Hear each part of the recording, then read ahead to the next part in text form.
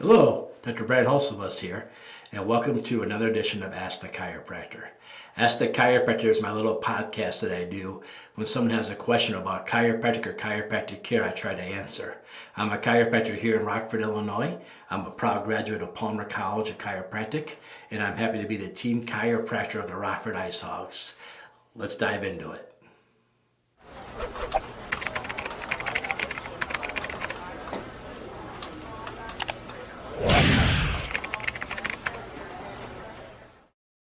Hi, welcome to another episode. Today I want to talk about spinal stenosis. Maybe you or somebody you know has been diagnosed with spinal stenosis. The easiest place to see spinal stenosis is at the grocery store. What do I mean by the grocery store? What happens is we have this compression that's going on inside of the spine itself. So inside the spine there's a spinal cord that comes down, and in between each of the vertebrae there's a canal on the backside where the spinal cord hangs out. Now, if this canal is decreased in its width by 10 millimeters, then we call it spinal stenosis. And usually what makes spinal stenosis feel better is when we lean forward. So what do I mean by the grocery store? You'll see somebody pushing the grocery cart and they're hunched over the grocery cart walking around. Typically when I see a patient with this, they like to stay forward flexed. And I'll ask them, how do you feel when you grocery shop? And a lot of times they'll tell me that's the only time they get relief, is leaning against the shopping cart and walking through the grocery store. They can do that all the time as long as they can lean forward on it. What is this? This is a problem with the spine. A lot of times a disc and other swelling and inflammation occurs. And that hole where that spinal cord goes, I hesitate to say spinal cord because at L1, L2 the spinal cord ends. This is why they do spinal taps below L1, L2. From there, they look like a horse's whip. They call it cauda equina. The nerves come down and just go out from there. Why? Because when you were little, your spinal cord went from the top to the bottom, but as you grew, it came up. I'm hesitant to say spinal cord pressure because there is no spinal cord at L2, L3, L4, L5, and that's most likely where this happens. So we're just going to call it the spinal area, right, where the cord should be. It's being compressed, you lean forward, you take the pressure off of it, you're able to walk around. Obviously, without a shopping cart to hold you up, you would fall on your face. That's why some people call this the shopping cart syndrome, jokingly. So it is a question I ask my patients. And what do we know about this? We know a new research paper just came out. I like to quote my papers. So what I'm looking at here is pain trajectories over 12 months following conservative care consultation in patients with lumbar stenosis. The prime author is Jensen, Jensen, and this is from the BMC Research Notes 17, article number 174 from 2024. Very new. So basically what they're saying is one of the number one things to do is movement-based care when you have spinal stenosis. And who specializes in movement-based care? Chiropractors. Chiropractors always have. So if you have spinal stenosis, don't let people tell you not to go to the chiropractor when chiropractic care is the number one recommended treatment plans. Now, a lot of people might go and have little surgeries for spinal stenosis, but because the people who suffer from spinal stenosis are typically people who have had poor spinal hygiene. I had a doctor I used to call it spinal hygiene. You've had poor spinal hygiene. What does that mean? When we talk about the health of the spine, we talk about whether it's movable, flexible, by how much you move and exercise. But when you lack that, you start losing spinal hygiene. The spine gets really rigid. Not only that, you've heard me, if you listen to my podcast at all, talk about the importance of stabilization muscles. If your stabilization muscles are shot, they're all worn out, they're full of adipose tissue.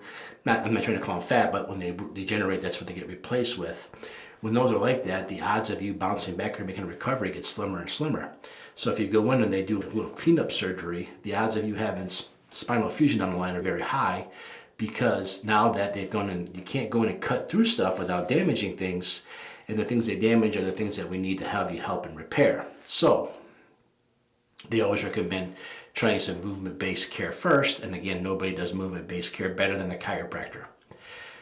A lot of times you might see a chiropractor and a physical therapist hand in hand, but this has been the best case scenario for spinal stenosis. So what are your outcomes? What do you suspect when you have spinal stenosis when you go to a chiropractor?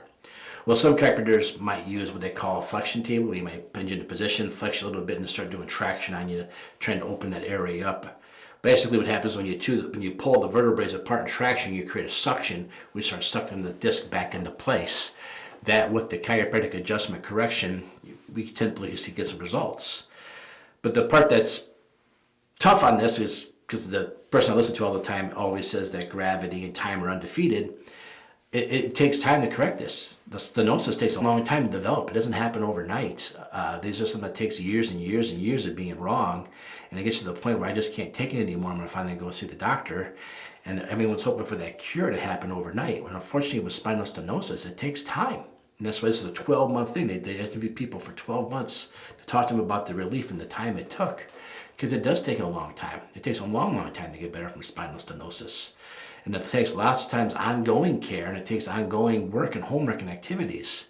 But can people go to the chiropractor and expect relief from spinal stenosis? Very often people get great relief from spinal stenosis under the chiropractic care. So if you were to come here and you had that diagnosis of spinal stenosis, this is what we would do so you understand. One is that we're assuming if you've been diagnosed with spinal stenosis, you've already had x-rays and MRI done, because the only way to definitively diagnose a spinal stenosis is an MRI. So if you've been told you've had spinal stenosis without an MRI, no imaging, then we really don't know if that's what you have. It almost need an MRI to confirm it. And you might have various symptoms under the sun, but it doesn't necessarily mean it's spinal stenosis. So an MRI would be the preferred imaging, the preferred diagnosis on this. Now, some insurance plans, some states, chiropractors can order an MRI. Sometimes it's more of a headache. So you have to check with your chiropractor to see whether or not they can get an MRI done, or maybe they need to co-care you with your family doctor to get the MRI performed. So once the MRI is done, that would confirm the diagnosis.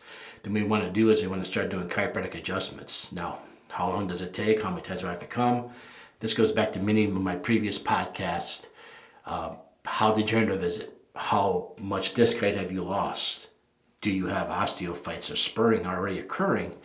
How much nerve damage are we already measuring? Do you have numbness and tingling? Do you have loss of muscle? Do you have loss of strength? Do you have pain shooting down? Because lower back pain and stenosis go hand in hand. They are two different diagnoses and two different treatment plans, but they definitely go hand in hand. And so stenosis, we know, will take longer to take care of than lower back pain, but a lot of times when you have stenosis, lower back pain is one of the symptoms. So I can't just tell you if you have lower back pain, you come in and get 12 adjustments, I bet you see a big change. Come in with spinal stenosis, get 12 adjustments, then we know we're on the right track, it's going the right way. Why do I keep saying 12? Well, if you go back a couple episodes, there was a research paper that came out that shows it takes 12 adjustments to create a change in chiropractic care. Some people get better after 12, some people start to notice they are going to get better after 12, but you got to give it 12. So that's what we know about chiropractic adjustments from previous research. So the chiropractor should be able to assess you after doing a couple adjustments on you, and maybe traction or other things that chiropractor prefers to use for spinal stenosis. There's always a follow-up MRI we can do down the road to see how it's getting better, see how it's recovering. But as far as how much time does it take, 6 weeks, it could take 6 months, it could take the whole 12 months like this, that the research paper shows. But it doesn't mean you're going to be miserable the whole 12 months. It just needs to take time to get it better. Now, what's the realistic outcomes of it getting well and staying well, spinal stenosis? Well, that depends a lot on you. That depends a lot on whether or not you're willing to rebuild the stabilization muscles around there, or whether you're not. So if you were to have the surgery, stabilization muscles take some injury from the surgery. The odds of you having another surgery, research has shown us, is fairly pretty high. Having more problems come down the road are fairly pretty high. Under the chiropractic care, if you get the chiropractic care, you get the relief that you're looking for, then you follow through with the chiropractor's assignment, whether it's supportive care, maintenance care, and or stabilization exercises and some PT work, maybe with a physical therapist or maybe just with a chiropractor. The odds of you having success are much, much higher as far as long-term happiness. But it requires the work. If you're not willing and ready to put the time in that it takes to get better from stenosis with the chiropractor, then don't kid yourself, go have the surgery. But if you want to have it get better and stay better and have a better outcome and more likely not to have more issues down the road, then go with the chiropractor. But you got to be willing to put the work in. And what we typically find as chiropractors, I think I speak for a lot of my profession, is that you got bad because you never had good habits, and then trying to teach an old dog new tricks can be tricky. If you're willing to put the work in, I'm sure your chiropractor is willing to put the work in and find you the supportive care that you need, but you have to be willing to take that first step and admit that you need to start working on yourself.